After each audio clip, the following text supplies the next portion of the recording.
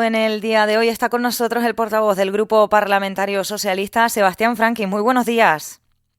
Hola, buenos días. Bueno, respecto a este asunto que estábamos hablando, de la dificultad, ¿no? de la inclusión de las personas una vez que se encuentran en situación, valga la redundancia, de exclusión social o en riesgo de padecerla. Y sabemos que en Canarias los niveles de pobreza y la situación de muchas familias es bastante precaria. No sé si quiere añadir algo en este punto. Bueno, he oído la última parte de las reflexiones que estaban haciendo y además que las comparto. Y efectivamente, Canadá sigue teniendo un problema serio de pobreza. Es una de las comunidades donde más alta está. Estamos casi en un 33% de pobreza en nuestra comunidad, en una situación económica que, como todo el mundo sabe, que en los últimos años está creciendo casi prácticamente por encima de la media nacional, ¿no?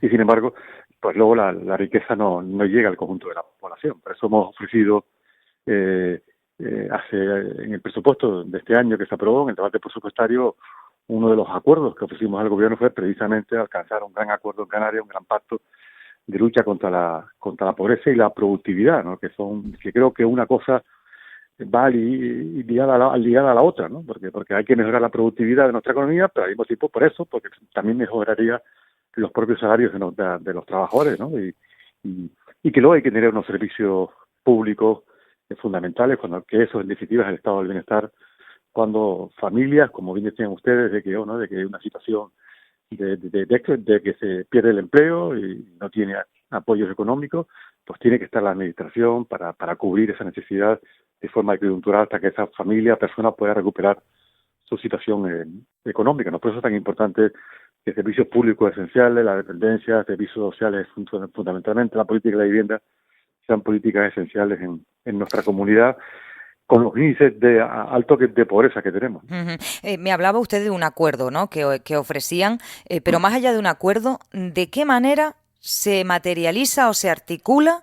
¿Qué medidas se pueden tomar para que la riqueza, digamos, se distribuya de forma equilibrada en la ciudadanía canaria, para que aumente el poder adquisitivo? ¿Qué mecanismos existen o qué mecanismos pueden proponer desde el Partido Socialista?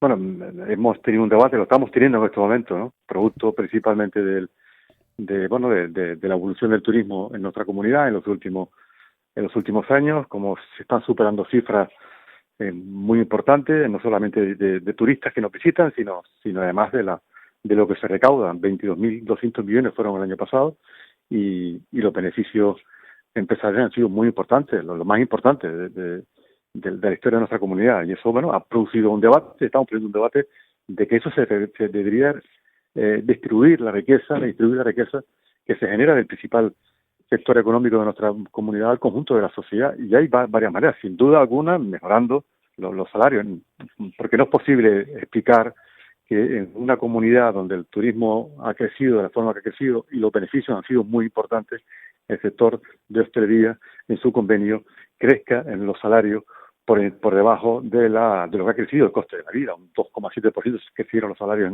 en el 2022 y el precio de la vida en nuestra comunidad creció el año pasado en torno al 3,8. O sea, es imposible en una situación como la que estamos, insisto, de que los beneficios son muy importantes que se están obteniendo, ¿no? Y Ujú. eso es un debate que también afecta al conjunto de los sectores económicos, porque siendo justo, vemos que los distintos sectores, distintos convenios que se producen, los distintos salarios que se pagan, están por debajo de lo que se pagan hoy en la propia hostelería. Y todo eso, desde el ámbito público, sin duda se puede tomar medidas presupuestarias, también insistencia en los sectores, tanto los sindicatos como la patronal, que debería trasladarle a través de los mecanismos que tiene el propio gobierno la necesidad de llegar a acuerdos y que se mejore. Otro es incrementando la productividad, porque eso incrementará sin duda alguna los salarios, incrementará que nuestra economía sea mucho más competitiva de lo que hoy existe en estos momentos y que nuestros trabajadores, nuestra población sea mucho más rica de lo que es en estos momentos. Ujú. Hay una serie de medidas que están sobre la mesa, que se están estudiando y que sería bueno que además eso fuera acompañado de una política social que mientras se mejore la competitividad de la economía, mientras se mejore la productividad y los salarios, sea compensado con políticas sociales para que esa población, que es muy importante en Canarias, pues tenga la posibilidad de que si en una circunstancia temporales que caen en la exclusión social porque no tienen medios económicos sean pues atendidos por diferentes programas que hoy existen en nuestra propia comunidad, ¿no? Están con nosotros el compañero Valentín Aullanet, si le quieres preguntar al diputado. Sí, buenos días, señor Franqui. Sin Buenos días. embargo, en relación con esta cuestión, ayer en el Pleno del Parlamento, pues le criticaba, digamos, el portavoz del Grupo Parlamentario Nacionalista, el señor David Toledo, que no apoyen ustedes, por ejemplo, la medida que pretende bonificar a los empresarios que aumenten la cuantía del salario por encima de lo pactado en el convenio colectivo, diciendo además que es una medida que está dentro de la propia agenda canaria que aprobó tanto el Partido Popular inicialmente cuando ganó las elecciones el señor Feijóo como también el señor Pedro Sánchez. Sí, bueno, Coalición Canaria cuenta parte de lo que está firmado en la Agenda Canaria, ¿no? La Agenda Canaria lo que dice que se creará un grupo de trabajo donde participe el Gobierno de España, el Gobierno de Canarias, los sindicatos, los empresarios, las propias universidades, que se encarguen de estudiar cómo es posible que en aquellos sectores donde se crezcan los salarios por encima de los que establecen los convenios, se puedan estudiar fórmulas que podrían acabar, que podrían concluir precisamente en bonificar el pago de esas cotizaciones. Que se haga un grupo de trabajo para que estudie los diferentes propuestas o medidas que se pueden adoptar. Eso es lo que establece la Agenda Canaria. ¿Pero ustedes están a favor o en contra? De eso no se trata de estudiarlo y no utilizarlo de forma demagógica en un debate en el que no tiene nada que ver lo que estamos hablando, ¿no? Porque no puede ser el presidente del Gobierno de Canarias hace un mes y medio apoyar de que había que subir los salarios en nuestra comunidad autónoma y por tanto, y para eso si cree de verdad en esa política, lo primero que debería hacer es, primero, tomar decisiones en el propio Parlamento de Canarias, el propio Gobierno, y segundo, sentar a los sindicatos y a los empresarios para plantear lo que está diciendo los medios de comunicación. Y no solo no hace eso, sino que intenta sacar de contexto una propuesta que está en la agenda canaria. ¿Usted ha oído decir al presidente del gobierno o a algún miembro de Coalición Canaria que el acuerdo que hay en esa agenda es crear un grupo de trabajo para que estudie precisamente eso? Para que estudie con todos los sectores sociales, con los sindicatos, con los empresarios y también que participe las universidades canarias para intentar profundizar en eso y buscar la fórmula de que en esos convenios se puedan buscar medidas para bonificar. Eso es lo que se ha aprobado. No se ha aprobado que se negocie el gobierno de España hoy con el gobierno de Canarias a ver cómo bonificamos la cotización a la sociedad social, porque ese debate, tal y como se está planteando, lo que se está diciendo hoy, es que se quiten esos recursos, que hay que recordar que esos recursos a la seguridad social significa para pagar las pensiones, para las pensiones las pensiones que se cobran en Canarias, en el conjunto del Estado, que es una forma de financiación, sin duda alguna, y que lo que establece y lo que todos defendemos, que lo primero es que el sistema sea un sistema que permita garantizar las propias pensiones, que es el acuerdo que existe en el punto anterior de la Agenda Canaria. Entonces, no se puede contar un acuerdo de una forma, porque en ningún caso al señor Clavijo usted le ha oído decir que el acuerdo de esa Agenda Canaria es que se cree una comisión de trabajo para que estudie precisamente eso. Hombre, eso puede ir a la Confederación de Empresarios y decir, voy a proponer al Gobierno de España que se bonifique las cotizaciones a la seguridad social para aquellos sectores donde se paguen más del salario, porque ¿qué pasa con aquellos sectores, que es la inmensa mayoría de nuestra comunidad, que se paga por debajo de lo que establece el convenio colectivo, que son muchos casos, por el propio tejido social, tejido empresarial y productivo que tiene nuestra comunidad? Entonces, nosotros estamos de acuerdo con eso, que se estudien y que se adopten después de un estudio serio con los distintos sectores económicos de nuestra comunidad, a ver hasta dónde se pueden llegar las medidas que se pueden alcanzar. Diputado. Porque eso, insisto, lo que se ha acordado. Sí. Está también con nosotros Andrés Martinón. Sí, buenos días, señor Franqui. Buenos días. ¿Qué tal? Buenos días. Mi pregunta va un poco por carreteras. Usted fue consejero de Obras Públicas y cuando a veces se critica cualquier cosa ahora al actual grupo de gobierno, pues no sé si se hace política retrovisor, pero sí se le echa en cara a la gestión del gobierno de Ángel Víctor Torres y al área que usted dirigía de Obras Públicas, en la que en 4 años apenas se hizo nada. Se hizo una rotonda que beneficia a una serie de familias para no tener que llegar al final del todo de Mácher, pero que eso fue todo. Yo no sé si a usted le gusta que le recuerden porque solo se hizo una rotonda en 4 años. Porque no había ningún proyecto llevado a cabo en la anterior legislatura, ni un solo proyecto. No es que estuvieran en un convenio, sí, había un convenio de carretera, pero en los 4 años anteriores no se encargó ningún proyecto que empezaran a que lo que está establecido en el convenio de carretera se pudiera llevar a cabo a través de un proyecto, porque una carretera se hace cuando se tiene un proyecto, y un proyecto de una carretera, como ustedes saben, no se hace de la noche a la mañana. Lo que hicimos en Lanzarote, en la legislatura anterior, fue pues poner ya a cabo, encargar los proyectos que no se habían encargado para que se lleven a cabo. Se encargaron los proyectos, algunos están prácticamente ya definidos, proyectos que sin duda hay que negociarlos, hay que tratarlos, hay que estudiarlos con los ayuntamientos afectados y con el propio Cabildo.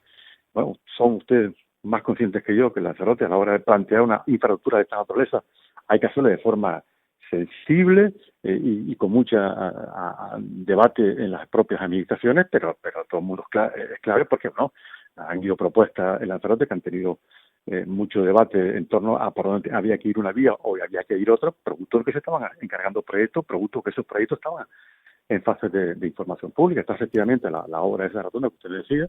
Bueno, también está la obra que está ya adjudicada, que se está ya ejecutando, se empezó a ejecutar en la anterior legislatura, que es precisamente, bueno, pues el problema de tráfico que hay en las zonas, en torno al aeropuerto, a toda esa zona de ahí que hay que reestructurar, que también está afectada por un proyecto que yo espero, vamos, que me imagino que ya debe estar acabado e informado, pero insisto, lo que se hizo en aquel momento fue encargar los proyectos que no estaban encargados, y esta va a ser la legislatura donde esos proyectos se tienen que poner en marcha, al adjudicarlos y ponerlos en marcha. Sí, y señor Franqui, en relación con precisamente con el debate que todavía existe en la isla en relación a la LZ2 o el soterramiento o la circunvalación, finalmente, finalmente el gobierno anterior del Pacto de las Flores decidió que fuese una circunvalación. Esto, bueno, tiene muchos detractores por el consumo de suelo, etcétera, etcétera, y porque además el soterramiento incluso inicialmente se dijo que era incluso hasta más económico y no consumía tanto suelo. ¿Por qué eligieron finalmente la circunvalación y no el soterramiento? Porque desde el punto de vista de tráfico era el que más, la inversión que se iba a llevar a cabo es el que era más eficiente para ahora y de cara al futuro. Segundo, porque lo que se intentaba plantear con soterrar esa parte de esa vía era que eso existiera una especie de gran bulevar y que produjera una comunicación entre la zona industrial y también la zona más comercial, ¿no? Y bueno, eso se consigue porque una vez que esté abierta la vía, la vía que estaba, que no se iba a soterrar, pues esa vía, el volumen de tráfico de esa vía va a ser mucho menor. Por tanto, parte de esa vía se podría utilizar para un gran bulevar, que era el proyecto que habíamos planteado tanto al Cabildo como a los ayuntamientos que más interesados estaban, ¿no?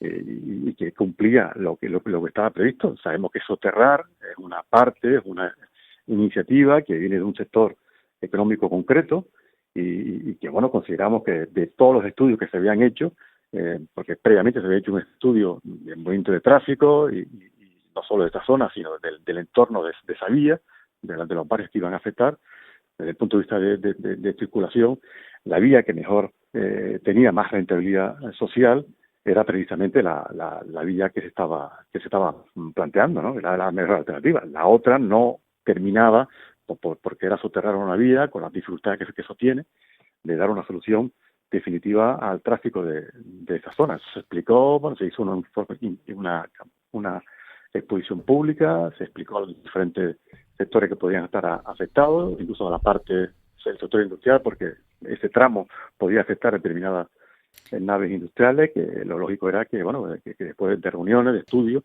intentar que no afectara a las naves industriales y que en una parte de ese tramo estuviera incluso soterrado precisamente para evitar eso, ¿no? Pero todos los informes desde el punto de vista técnico no señalaban que era la mejor opción después de haber estudiado diferentes alternativas, entre otras el soterrar esa parte de la vía. Señor Franqui, voy a cambiarle de asunto por uno del que no se para de hablar en Canarias y a ver si usted me puede resolver la duda. Es muy directa la que tengo respecto al alquiler vacacional. ¿Quién tiene la competencia para pedir una moratoria?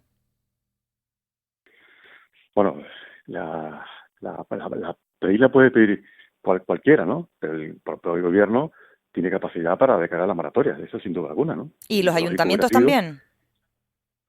Bueno, los ayuntamientos lo podrían pedir. Bueno, los ayuntamientos tienen sus normas urbanísticas que lo que podrían impedir y establecer, limitar el crecimiento de las viviendas vacacionales, ¿no? Pero en el momento en el que estamos viviendo, porque lo que hay que recordar que lo que se está produciendo es que hay una propuesta de regular la vivienda vacacional, un anteproyecto.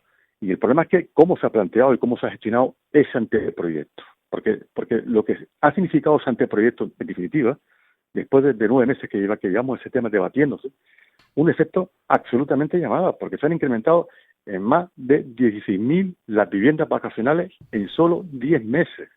Claro, Más por eso del mismo, 78% por eso mismo, de viviendas que habían antes. por Porque eso mismo, lo que hubiera sido, sí, lo que hubiera sido que una vez que el gobierno plantea este debate, hubiera tomado las medidas para, en ese momento, paralizar cualquier vivienda que se pudiera registrar. En todo caso se puede hacer, para que pudiera ser vacacional. se puede hacer ahora. En todo caso se puede hacer ahora para no Sí, permitir claro, sí.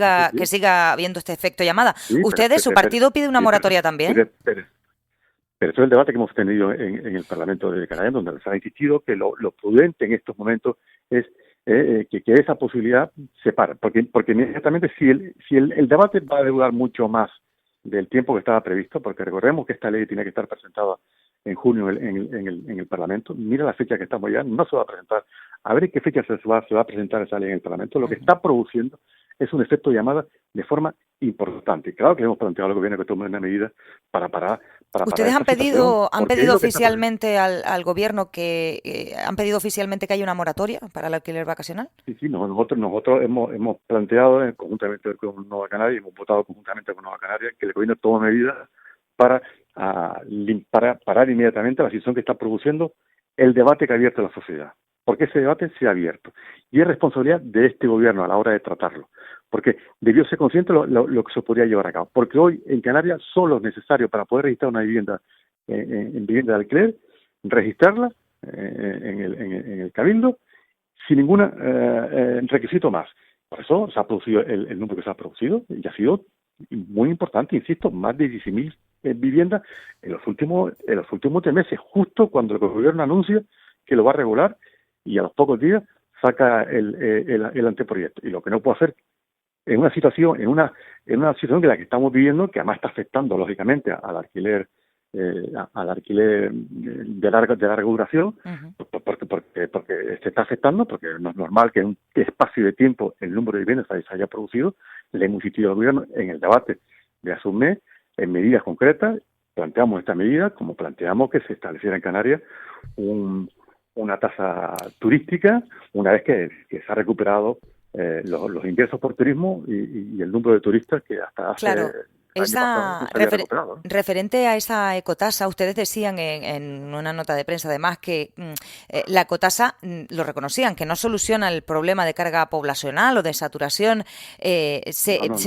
aunque se quiera la ecotasa para financiar efectivamente, para destinar, ¿no? Que sea una tasa finalista. El problema de la capacidad de carga, ¿cómo la solucionarían desde el Partido Socialista? ¿Qué propuesta concreta habría para solucionar la carga poblacional? Por eso le preguntaba por la moratoria y si el Partido Socialista pide una moratoria también. Si nosotros lo que estamos planteando es que la situación que estamos viendo no se puede seguir produciendo, producto por lo que está haciendo el gobierno. Yo he dicho más de una vez en el Parlamento de Canarias, lo volví a decir ayer, que lo que ha conseguido el gobierno de Canarias en el sector turístico es ponerlo patas arriba. Con esta iniciativa, que tiene el debate absolutamente abierto y ha producido el efecto de llamada que ha producido, y con las declaraciones contradictorias que hace permanentemente este gobierno. El señor presidente empezó hace 2 meses prácticamente que parecía que era un líder sindical, pidiendo que se incrementaran los salarios. Bueno, luego ha pasado a que estaba dispuesto, si no fuera presidente del gobierno, a encabezar la manifestación del 20 de abril. Recuerda, ¿no?, que si no era presidente, estaría en la manifestación. Bueno, y ahora ha pasado a asesor fiscal de los empresarios pidiendo esas bonificaciones. Bueno, lo que tiene que hacer este gobierno es dejar de hacer declaraciones absolutamente contradictorias, porque parte del gobierno está de acuerdo con establecer un impuesto y la otra parte del gobierno no está de acuerdo. Tanto hemos tenido debate que hay ayuntamientos que están dispuestos a plantear tasas cuando saben además que tiene serios problemas jurídicos a la hora de que los ayuntamientos establezcan este tipo de impuestos, a los cabildos a establecer otro tipo de tasa. Bueno, estamos, eso con lo que decía antes, tiene el sector absolutamente patas arriba. El presidente ha dicho más de una vez que hay solo 2 fórmulas para redistribuir la riqueza en Canarias. Una, a través de mejorar los salarios, y la otra, a la hora de establecer impuestos. qué es lo que estamos planteando nosotros, porque es el ámbito que podemos actuar. Quien único puede establecer los impuestos es a través de una ley que se tiene que aprobar en el Parlamento, impulsada por el Gobierno de Canarias. La hemos planteado, le hemos enviado al Parlamento de Canarias. El Gobierno ha dicho que no, después de estar defendiendo lo contrario antes de las manifestaciones. Bueno, pues no solo en la vivienda vacacional, estamos también teniendo un debate sobre los residentes en zonas turísticas, que también hay una ley que hoy se discute en el Parlamento de Canarias, precisamente firmada como una iniciativa popular de este sector de la población. Estamos viendo lo que dicen los sindicatos, los hoteleros, es que vamos, y con el gobierno absolutamente desbordado por la situación y con un discurso absolutamente contradictorio. Dice hoy una cosa y dice mañana lo contrario. Está absolutamente enredando la situación y escondiéndose detrás de una comisión de trabajo, ¿no? Porque la respuesta del gobierno puede ser crear 4 comisiones de trabajo ante lo que se manifestaron ciudadanos el pasado 20 de abril. Y lo que hemos planteado es, primero, lo de la tasa, que es responsabilidad del gobierno. Segundo, que lógicamente, si es verdad lo que está planteando el gobierno, de que hay que repensar el modelo turístico, hagámoslo de verdad. No en declaraciones a los medios, sino tomando medidas. Pero les recuerdo que lo mismo que ha dicho el señor presidente ahora, lo dijo en julio del 2015, cuando llegó a la presidencia del gobierno de Canarias. En julio del 2015, ¿qué medidas adoptó? Ni una sola medida. ¿Qué medidas ha adoptado después de que ha habido 4 consejos de gobierno desde que se hizo esa manifestación? Solo una. ¿Y sabe cuál es esa medida? Autorizar 1.000 plazas nuevas hoteleras en la isla de Fuerteventura. Esa es su única medida, absolutamente contrario a lo que estaban diciendo, que había que limitar el crecimiento, que no podía seguir la política de más turistas y más camas, y que por tanto hay que tomar medidas. Pues claro, hay que tomar medidas desde el punto de vista del gobierno, que es el que tiene que impulsar esas medidas, porque tiene la capacidad legislativa para poder hacerlo. En turismo tiene todas las competencias el gobierno de Canarias para tomar medidas.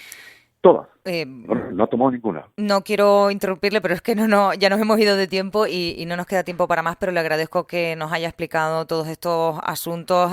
Sebastián Franquis, portavoz del Grupo Parlamentario Socialista. Muchísimas gracias por estar con nosotros y esperemos poder ampliar más preguntas a futuro. Muchas gracias. Muy bien, gracias a ustedes. Buenos días. Buenos días. Andrés, lo siento, te he dejado ahí sin... Ya nos hemos ido de tiempo. Ya tenía alguna preguntilla, pero bueno, para la próxima. Para la próxima queda. Es que esto se nos hace chico. Yo le voy a pedir a mis jefes más tiempo, para que nos dejen más tiempo. Andrés Martinón y Valentín Aullanet, que se ha tenido que ir ya. Muchas gracias. Gracias.